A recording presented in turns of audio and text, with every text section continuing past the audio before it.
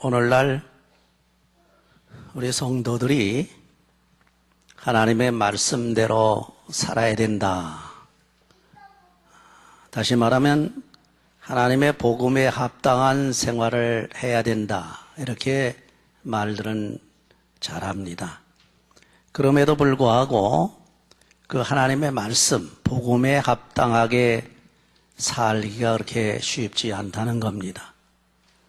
더군다나 시대가 시대니만치 굉장히 하나님의 말씀대로 살기가 어렵게 되어 있는 시대이기 때문에 우리가 복음에 합당한 생활을 하기가 그렇게 쉽지 않습니다. 근데 이 복음에 합당한 생활을 하기 위해서는 몇 가지 생각을 해야 될 게 있습니다. 첫째는 그 마음이고, 그 다음에는 이제 자기 스스로 입으로 고백을 하고 헌신하는, 그리고 마지막으로 와서는 실제적으로 실천에 옮기는 그런 삶을 살아야 그래 복음에 합당한 삶을 사는 것이다, 이렇게 볼 수가 있습니다. 입으로 아무리 또 내 생각으로 아무리 하나님 말씀대로 복음대로 살려고 한다 할지라도 그 마음으로 가지고 있는 생각을 말로 내놓지 않고 또 입으로 내놓은 그 말대로 실행하지 않으면 그건 복음에 합당한 생활을 하는 것이 못 되지요. 그래서 성경에 보면 우리가 마음으로 믿어 뭐에 이르고 의에 이르고 입으로 시인하여 구원에 이르느니라. 그래서 그 구원에 이른 삶을 실천하는 삶을 살 때에 복음에 합당한 생활을 하는 사람들입니다. 요새 여러분 잘 아시다시피 한국은 대선 때문에 아주 난리가 났는데 여러분이 귀가 아프도록 듣는 것 중에 하나가 뭐냐 하게 되면 진정성을 보여달라 하는 얘기입니다.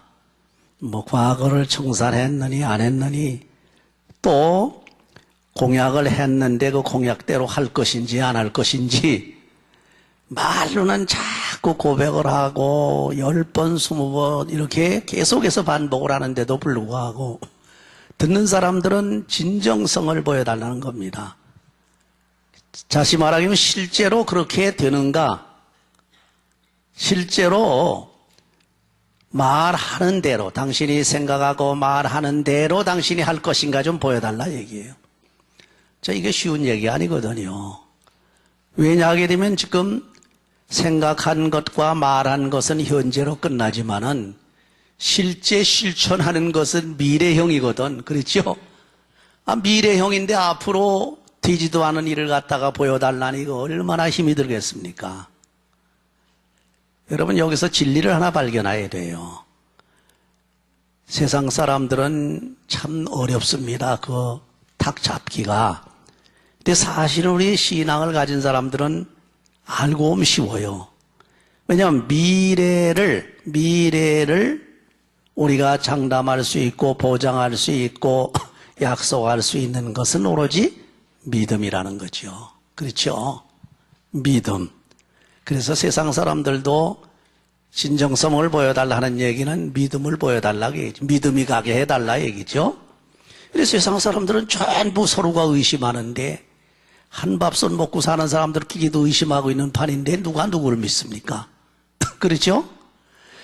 가족끼리 최후적으로 가족끼리나 형제 자매 부부 부모끼리 부모 자식 간에는 믿는다고 하겠지만은 그것도 극단적인 상황으로 들어가게 되면은 서로가 못 믿는 거예요. 그게 인간입니다. 왜냐하면 하나님의 말씀이 그랬거든. 마지막 때는 네 품에 눕는 여인까지도 믿지 말라. 심지어는 부부지간이나 부모 자식기간에도 못 믿는다는 거예요. 왜 그렇습니까? 인간은 죄로 타락되어져서 말 바꾸기 하는데 선수가 되어서 그렇습니다. 보통 때는 잘하지요. 보통 때는 믿음대로 또 이렇게 신뢰가 가게 하지만은 자기가 어떠한 극한 상황에 처해가지고 어쩔 수 없는 상황으로 들어가게 되면 말을 바꾸는 거 인간이에요. 그래서 참 신뢰를 보여주고 신빙성을 보여주고 믿음을 보여주고 또는 진정성을 보여준다고 하는 것이 세상 사람들에게는 어려운 얘기입니다.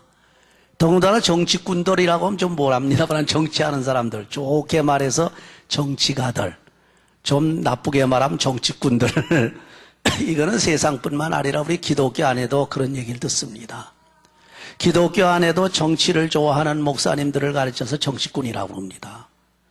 세상에서도 정치 하기 좀 권력 잡기를 좋아하고 하는 사람들 정치꾼이라고 안 그래요? 그게 정치꾼이라고 하는 말 듣지 말고 정치가라고 하는 말을 들어야죠. 그렇죠? 우리 교회도 가보면 총회나 노회 가보게 되면요. 또 이렇게 서로가 얘기할 때 어느 목사님이나 어느 또한 장로님이나 뭐 이런 분들 얘기할 때 보게 되면 저 정치꾼이야 그런다고. 정치 아주 좋아하는 사람들. 그 사람들의 특징이 뭔지 아십니까? 말 바꾸는 거예요. 말을 잘 바꾸는 겁니다. 이게 큰 문제라는 거죠. 말을 바꾼다는 얘기는 신뢰를 유지할 수가 없다는 겁니다. 믿을 수 없다는 얘기예요. 자, 보세요. 그렇다면 우리가 복음에 합당한 생활을 한다고 입으로는 계속해서 말하고 있지만은 그 사람이 복음에 합당한 생활을 하는가 하는 문제는 실제 말과 더불어 행동으로 나타나야 된단 말이죠. 그래서 오늘 바울 사도가 말하는 것은요, 아주 하나님의 말씀에 의존해서 잘 얘기하고 있지요. 첫째는 뭡니까? 그 마음의 문제라는 겁니다. 그 이 마음이 어떻게 돼야 진짜 복음에 합당한 삶을 살 수 있는 마음을 가질 수 있느냐 하면 그 복음으로 인해서 그 복음 때문에 그 복음의 능력으로 인해서 담대한 마음을 가질 수 있어야 됩니다. 이게 무슨 얘기입니까? 담대한 마음을 가질 수 있어야 한다는 얘기는 어떠한 상황에서도 굴하지 아니하고 꿋꿋하게 자기 소신을 가지고 주체성을 가지고 하나님의 말씀을 가지고 변치 않고 나간다는 얘기예요. 그렇죠?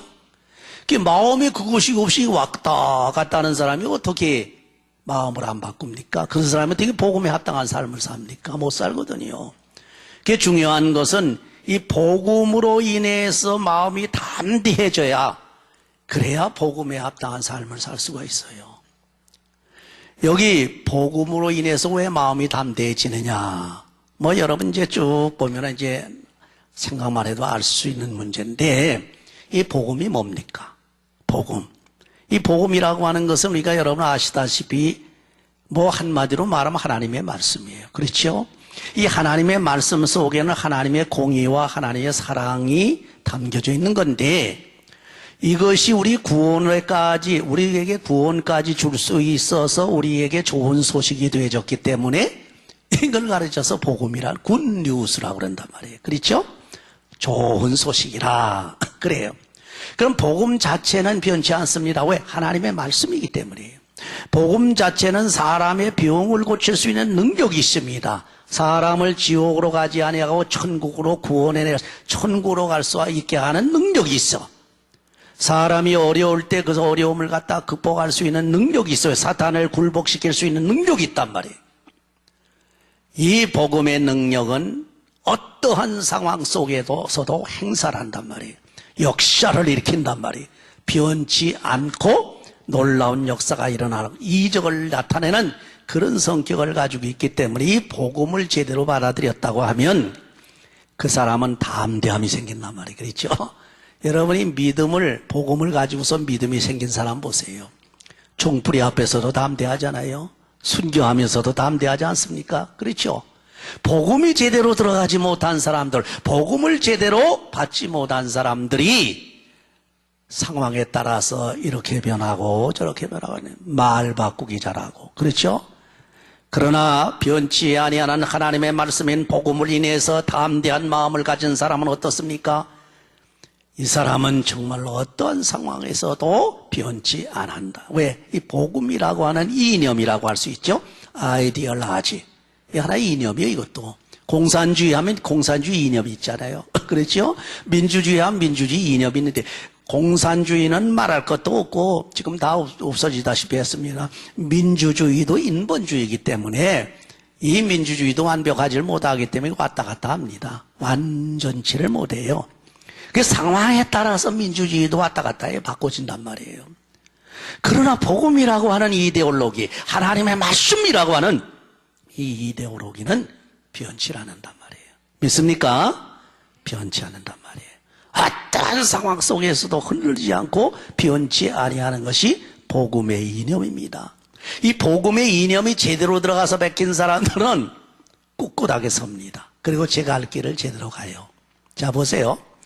요새 또 제가 이런 선거 얘기를 하는 이유는 이해를 돕기 위해서 말씀을 드리는데, 요새 이상한 현상들이 벌어졌습니다. 옛날에 없었던 현상들이 뭐냐면, 옛날 같으면은 여당에 있던 사람들이 야당에 가는 게 별로 없고, 야당에 있던 사람이 또 여당으로 오는 그런 사건들이 별로가 없는데, 요새는 말이죠. 그 고물급들이 왔다 갔다 하거든. 여러분 보세요. 민주당에서 아주 뼈가 굵고 말이죠. 거기 이데올로기에 완전히 젖었다시피 했던 사람들이 지금 이 새누리당으로 많이 오지 않았습니까? 또 새누리당에서 아주 또 골수였던 말이죠. 이런 사람들이 또 뭐 어디 무슨 개가 이런 사람들이 또 민주통합당으로 또 많이 갔단 말이에요. 물론 그 전에 뭐 민주당 통합당에서 안철수 그쪽으로 그 캠프로 가는 건 말할 것도 없고 그건 뭐 서로 비슷비슷하니까. 이건 새누리당하고 민주통합당은 뭐가 틀립니까? 이건 첫째는요, 당이 틀려요. 당적이 틀려요. 또 조금 더 엄격하게 말하면 이념까지도 많이 다릅니다. 근데 이념이 다른데 어떻게 이념이 다른데 왔다 갔다 하느냐? 이런 걸 우리가 알아야 됩니다. 전 그래서 옛날에 자기 정치적인 욕망을 위해서 출세하기 위해서 철새 모양으로 왔다 갔다 하는 사람들은 그건 별 볼 일 없지만은 요새 왔다 갔다 하는 사람들 좀 알아줘야 돼요. 왜 알아줘야 되는지 아십니까? 아이덴티피케이션, 아이덴티티가 있어요. 다시 말하게 되면 주체성이 있는데 그 주체성을 한번 보시게 되면 나름대로의 자기들의 하나의 이유가 있습니다. 야당에서 야당의 이념을 가진 사람이 어떻게 해서 여당으로 가느냐, 이게. 여당의 이념을 가졌던 사람이 어떻게 야당으로 가느냐? 가만히 생각을 해보면 나와서 얘기를 하거든. 얘기를 하다 보면 야당의 이념이든 과거 여당의 이념이든 완전치가 않다는 얘기입니다. 어떤 의미에서 나쁘게 말하면 당 따라다니고 사람 따라다니고 그렇죠. 또는 권력 따라 왔다 갔다 다녔던 시대들이 많았다는 겁니다. 그러나 지금 그 사람들이 밝히는 걸 보게 되면 분명한 이유가 있어요. 분명한 대의가 있어요.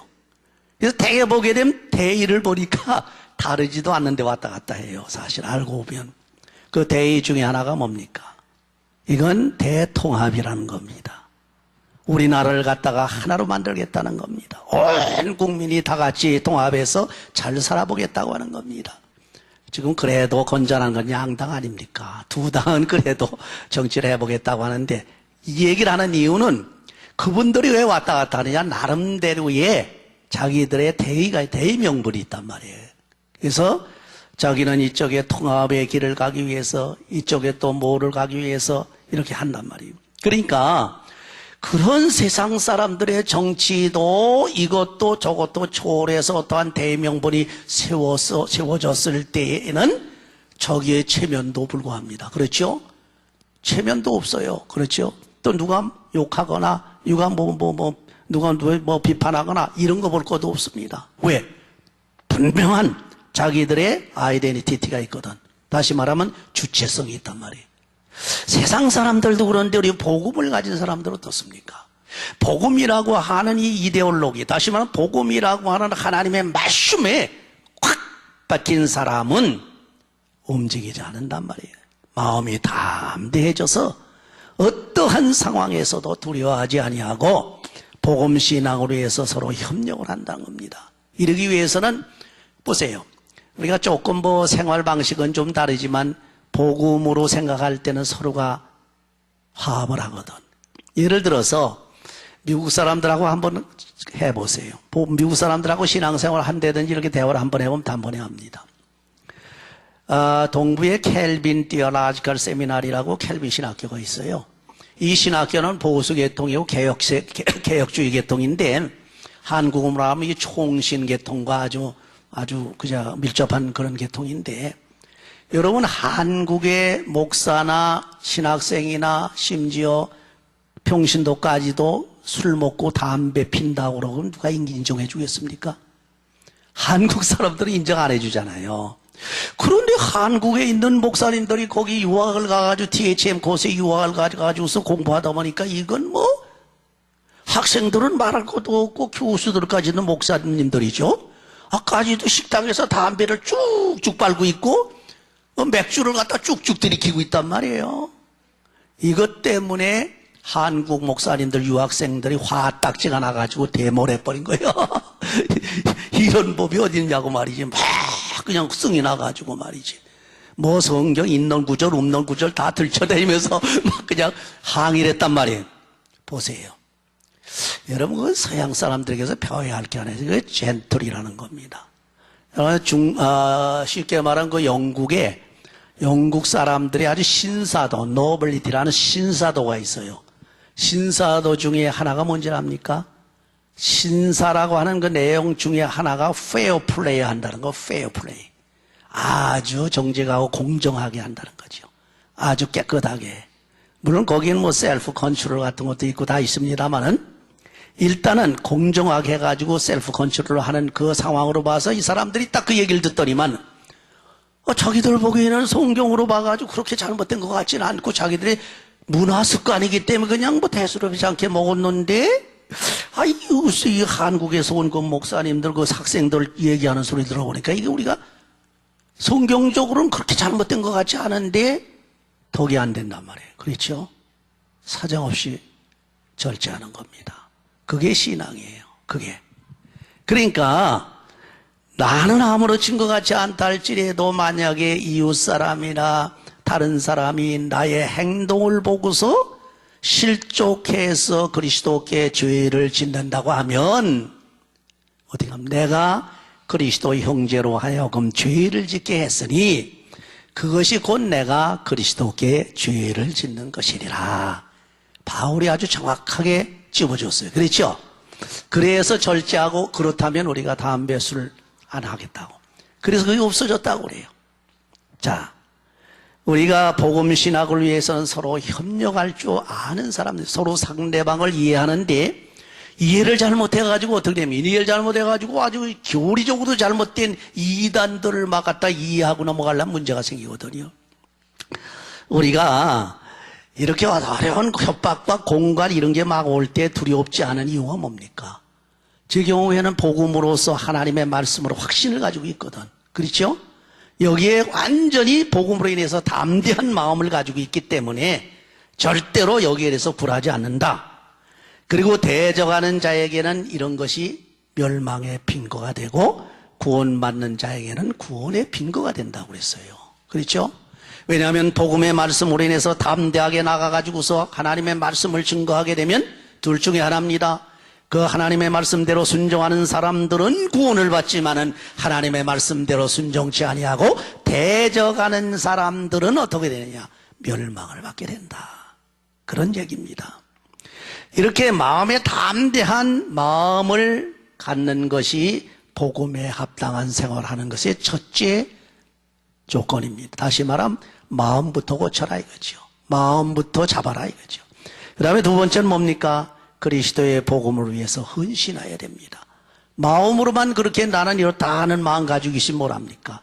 예? 그리스도의 그 복음을 위해서 자기가 자기를 헌신을 해야 돼요. 그 중에서 하나 중요한 게 은혜를 주신 그리스도를 믿는 것이다. 그래서 믿는 것이라는 게.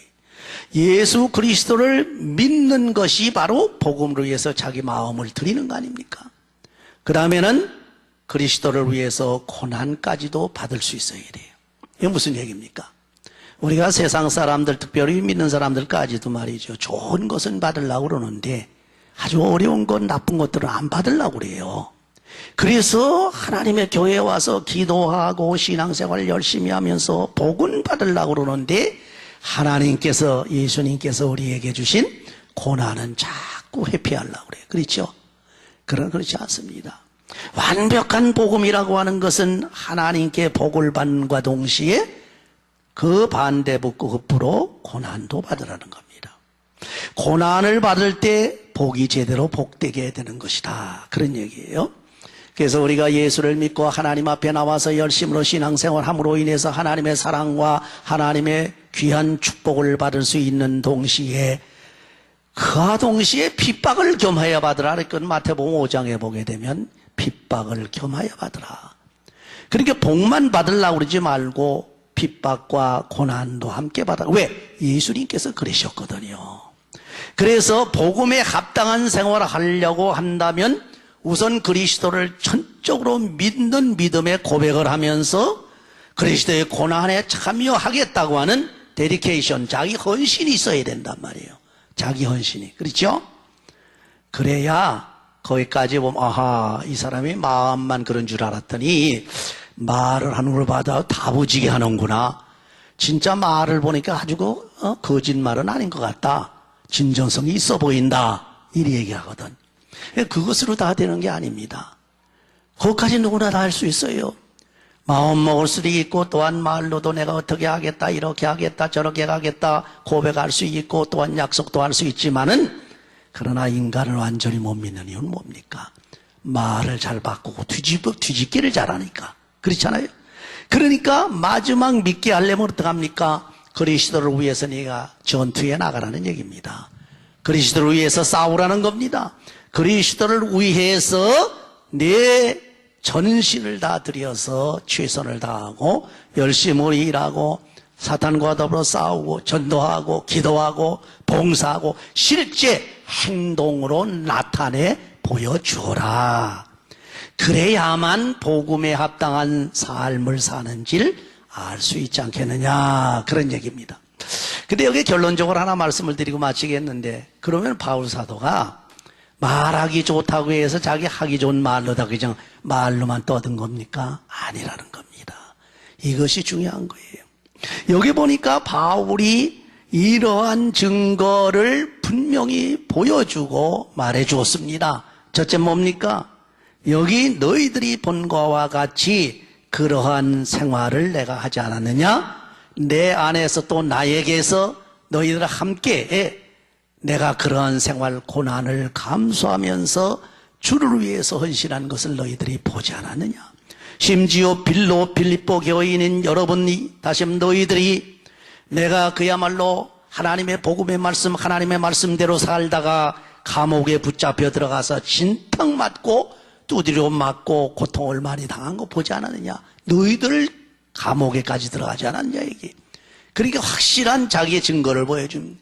더 나가서는 뭡니까? 자기 안에서, 다시 말하면 바울 안에서 로마에 있을 때에 순교할 수 있는 그런 엄청난 하나님의 그 복음의 그 순교에 대한 예상을 너희들이 볼 수가 있지 않았냐, 그런 얘기입니다. 물론 로마뿐만 아니라 다른 곳에서 바울 사도가 행동하고 돌아다닌 것을 너희들이 보지 않으니, 쉽게 말하면 나를 보아서 알지 않겠느냐, 내가 바로 복음에 합당한 생활을 한 것을 너희들이 보지 않았느냐, 이게. 내가 복음에 합당한 생활을 함으로 인해서 그리스도를 위해서 내가 고난을 받았다, 이게. 그리고 그리스도를 믿는 믿음에 앞장섰다, 주의 일을 하는 데 앞장섰다.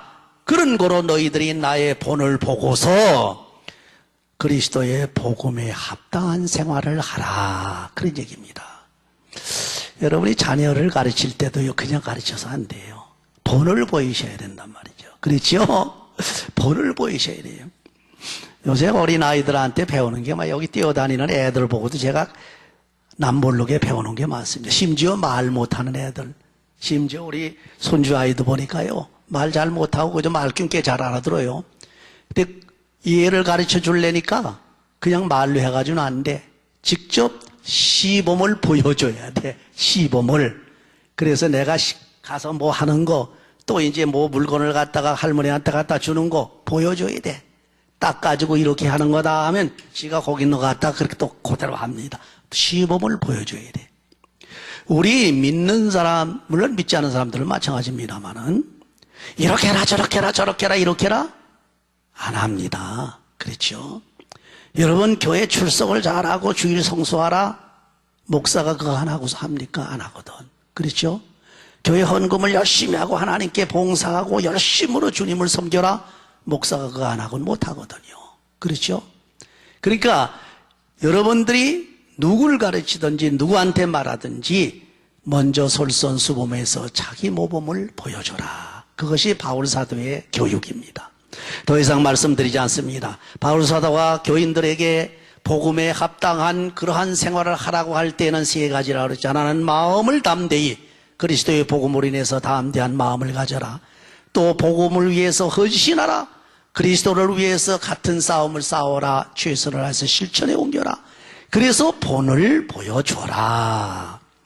여러분은 자녀 교육이든 세상에 가서 누구한테 전도를 하든 또는 교인들에게 본을 보여주는 그런 역사를 통해서 정말로 복음에 합당한 삶을 사시는 여러분들이 되시기를 주의 이름으로 축원합니다.